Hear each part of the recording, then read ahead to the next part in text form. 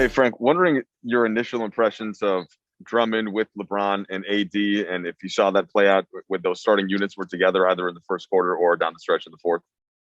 Yeah, I'm very encouraged with what that looked like. There was a lot of good sequences with the three of those guys. Rhythm and timing way off.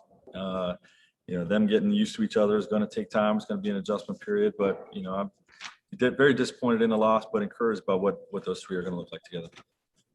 For tonight, and I suppose moving forward into May, how are you balancing the trying to get this chemistry right, trying to get the rhythm right, and then results, like tonight, as you mentioned, and the way that this went down the stretch, especially? Yeah, we got to do both. I said it's a very, very disappointing loss. We expect there to be an adjustment period, some bumps in the road. It's going to be bumpy. Nobody's final 9 games. It was bumpy going into the playoffs last year too.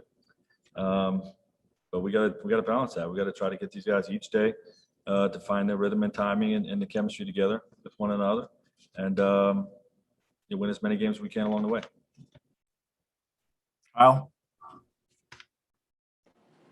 Frank, you had a bunch of guys play tonight, and I know there was a situation with Trez where Mark came in for him in the first quarter. Is there a point, though, in these next 8 or 9 games where you are going to look at paring down your rotation to what it might look like in the playoffs, or are you trying to keep that open for flexibility reasons? Yeah, we're going to look at as many things as we can down the stretch as we can. We don't have enough time to look at everything. We don't have enough time for those guys to really find the chemistry necessary for the playoffs, but we're going to make the best of it. Everybody's in their own unique situation, and I believe that over these final 9 games and into the playoffs, we're going to find the right rhythm and timing and chemistry and have success in the playoffs. But it's going to be a little bit bumpy along the way. Dave? Frank, you told us LeBron was flying around 1-on-0. What do you think he looked like 5-on-5? We saw him have a blow by at the end of the first quarter, hit a 3, had a fadeaway. What did you see out of LeBron's game in terms of his sharpness level? Yeah, I thought he looked great. I was very encouraged about how he looked. I actually thought that he would have more of a, growth curve in terms of, getting his legs back under him, his conditioning. I thought looked really good.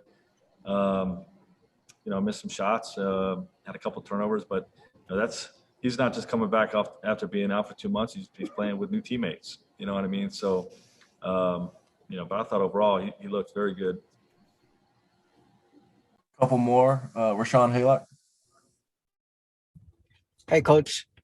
What can you draw from the restart last season, as it relates to this last chunk of games here, and how similar is this?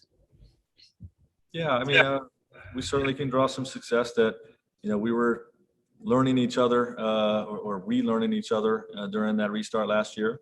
And, it's a little bit different. We have new teammates this year and guys coming off of long layoffs because of injury, not long layoff because of the pandemic, which is what last year was. But, it's going to be a little bit bumpy along these final 9 games. But we saw last year that, it was bumpy going into the playoffs. And, if you just have a growth mindset, during this stretch, you can still prepare for the playoffs and have success. Last question, Claudia. Frank, you picked up some momentum in that third quarter. What clicked with your defense at that time?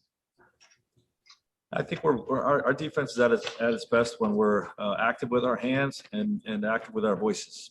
And I just thought that group that was playing right there, was really active in both ways, really talking to each other, anticipating things, and getting deflections with their hands. So, that was the best part of that stretch. Thank you.